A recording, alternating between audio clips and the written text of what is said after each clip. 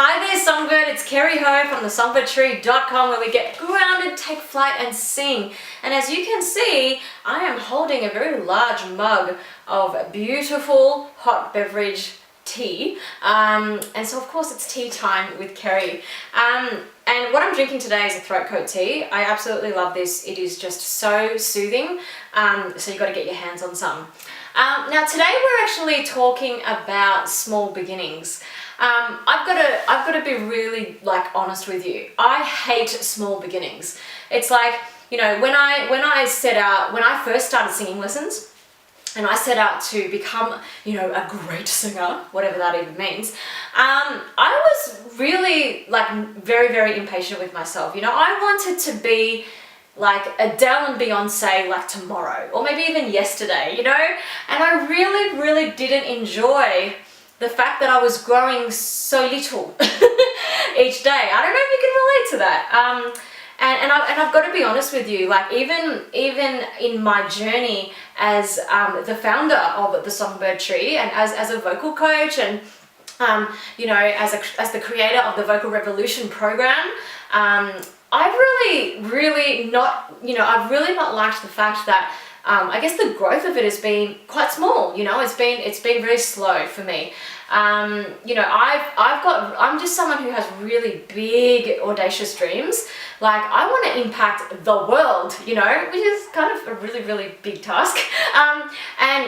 So for me, I dream about, being able to change millions of lives, and being able to really get the knowledge that I have, not just about singing, but even just thoughts and insights on life and stuff like that can really encourage and uplift people. I have visions of being able to really get that out to millions and millions of people, because I am so passionate about seeing just human beings live their lives in such a way that just makes them come alive every morning and sees them grow and develop into things that they love and in the things that they're gifted in.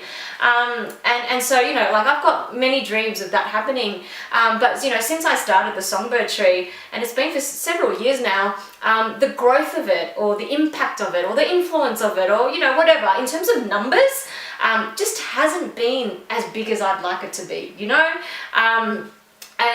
And for me, it really comes back to the fact that I just don't like small beginnings. And as I actually look at that and I really ask myself, deep down, why?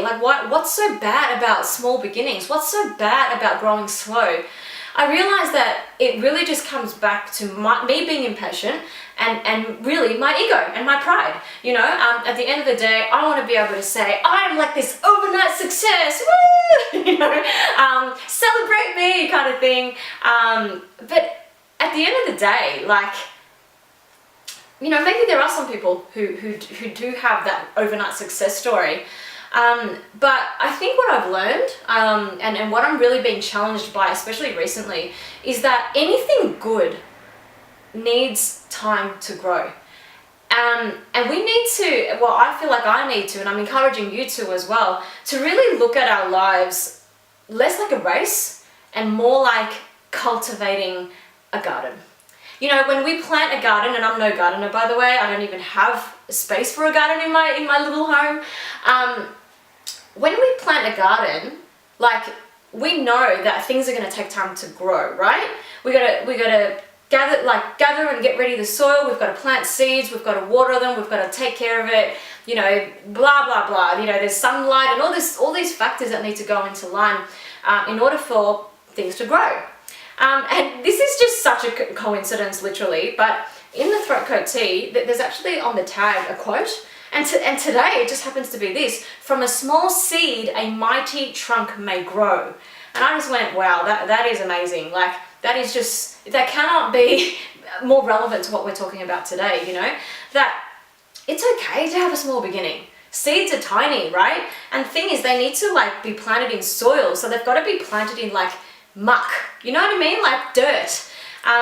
And so sometimes when we're trying to achieve something, whether it's in our singing or whether it's another thing that we're trying to do in our lives, we've got to realize that in order for this to really grow into something healthy and vibrant and flourishing, the first thing is got to be planted in dirt. So yeah, there's going to be challenge, there's going to be chaos, there's going to be mess, it's going to be difficult, right?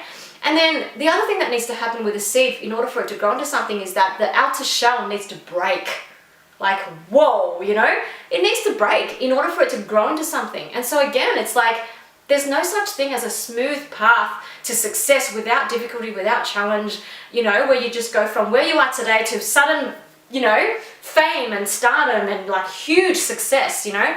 So this idea of cultivating a garden where you have to tend to it every day, little bit by little bit. You water the seed, you know, you water the ground, you pull out the weeds, whatever you're doing, little bit by little bit, you're tending to it. And then one day, that small seed is really going to grow into a very large tree, right?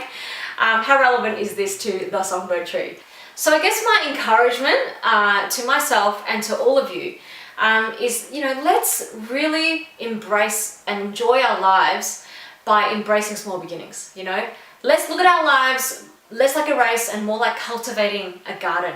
And let's just tend to it little bit by little bit, just like you would a garden. You know, every day you would go out and water it every day, or you pull out the weeds, or whatever it is you need to do to tend to the garden. Let's just keep tending to whatever it is that we want to see grow, and let's really celebrate the small beginnings.